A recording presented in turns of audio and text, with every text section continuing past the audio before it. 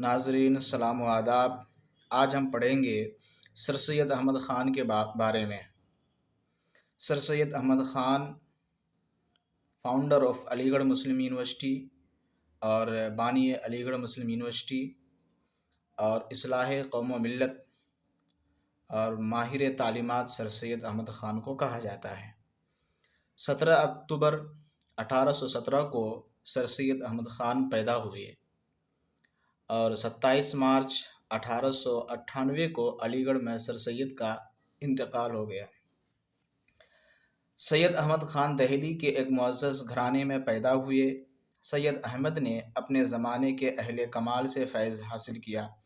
اہل کمال کا مطلب ہوتا ہے ان لوگوں سے جن کے پاس بے پناہ علم اور فضل تھا۔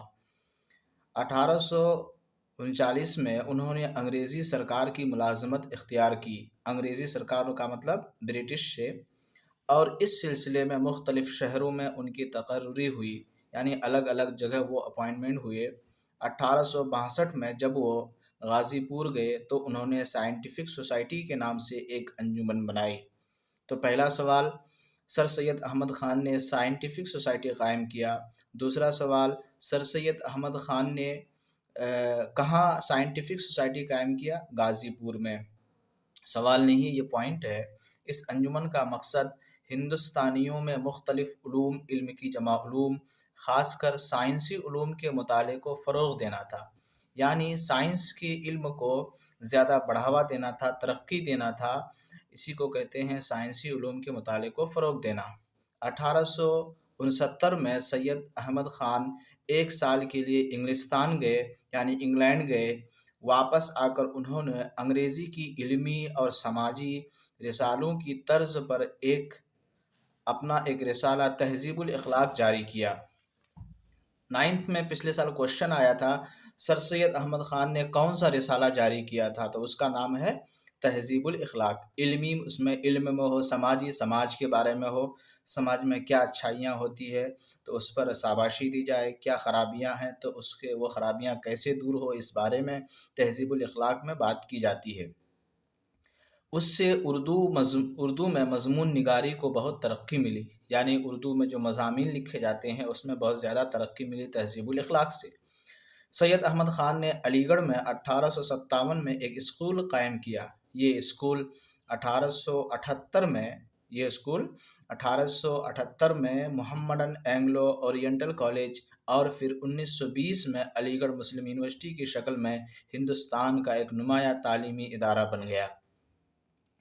تو جو سب سے پہلے 1857 میں ایک اسکول قائم کیا تھا اس کا نام مدرسۃ العلوم تھا۔ اس کے بعد پھر محمڈن اینگلو اورینٹل کالج بنا۔ اس کے بعد پھر 1920 میں یہی اورینٹل کالج جو ہے علی گڑھ مسلم یونیورسٹی کی شکل لی۔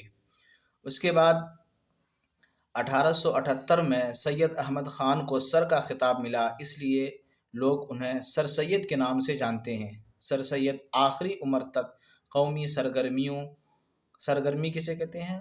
قوم کے لیے، اس کی ترقی کے لیے ہمیشہ مصروف رہے، ہمیشہ بزی رہے۔ کالج کی دیکھ بھال اور تصنیف و تالیف میں مشغول رہے، یعنی کتاب لکھنے میں، کتاب لکھوانے میں، اسی طرح کی مشغولیت ان کی رہی۔ ان کی متعدد تصانیف میں، یعنی انہوں نے بہت ساری کتابیں لکھی، ان میں سے آثار السنادید ہے جس میں پرانی بڑی بڑی عمارتوں اور تاریخی عمارت کے بارے میں اس کتاب میں ذکر ہے، آثار السنادید۔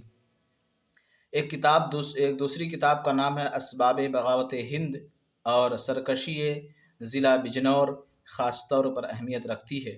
ان کے مضامین کئی جلدوں میں شائع ہوئے جن میں سائنس، فلسفہ، مذہب اور تاریخ سے متعلق مضامین ہیں۔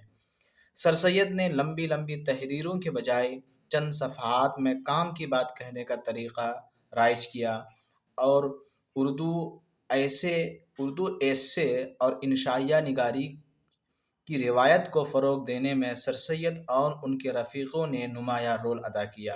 سر سید اور ان کے رفیقوں میں شبلی نعمانی کا نام آتا ہے، الطاف حسین حالی کا نام آتا ہے، اور مولوی ذکاء اللہ کا نام آتا ہے، مولوی چراغ علی کا نام آتا ہے، وغیرہ وغیرہ۔ محسن الملک کا نام آتا ہے، اور وقار الملک کا نام آتا ہے، سر سید اپنے زمانے کے بڑے مصلحین میں شمار کیے جاتے ہیں۔ مصلحین کا مطلب ان لوگوں میں شمار کیے جاتے ہیں جو قوم کی ترقی کے لیے ہمیشہ کوشاں رہے، کوشش کرتے رہے سب کے لیے۔ انہوں نے زندگی کے ہر شعبے میں، ہر سیکشن میں اصلاح کا بیڑا اٹھایا، ذمہ داری اٹھائی۔ اپنی قوم کو جدید تعلیم کے لیے، ماڈرن ایجوکیشن کی طرف مائل کرنے میں وہ ہمیشہ سرگرم رہے۔ عورتوں کے حقوق پر ان کا یہ مضمون بھی، یعنی عورتوں کے حقوق پر سر سید نے بھی اہم رول ادا کیا، مضامین لکھے، جیسے عورتوں کے حقوق پر بھی ان کا ایک مضمون ہے۔ تو اس طرح سے ہم نے سر سید احمد خان کے بارے میں جانا۔ حالانکہ سر سید احمد خان کو سر کا خطاب ملا، اس کے بعد جواد الدولہ کا خطاب ملا، عارف جنگ کا خطاب ملا، اور جیسے کہ 6 اور 9 میں پوچھا جاتا ہے کہ سر سید احمد خان کب پیدا ہوئے، تو 17 اکتوبر 1817 کو پیدا ہوئے۔ یہ پوچھا جاتا ہے کہ سر سید احمد خان کا مقبرہ کہاں ہے، تو سر سید احمد خان کا مقبرہ علی گڑھ مسلم یونیورسٹی کی مسجد، جامع مسجد کے شمالی گوشے کے احاطے میں ہے۔ یعنی سر سید ہال ساؤتھ جائیں گے، جب وہاں جو جامع مسجد ہے اسی کے احاطے میں سر سید کا مقبرہ ہے۔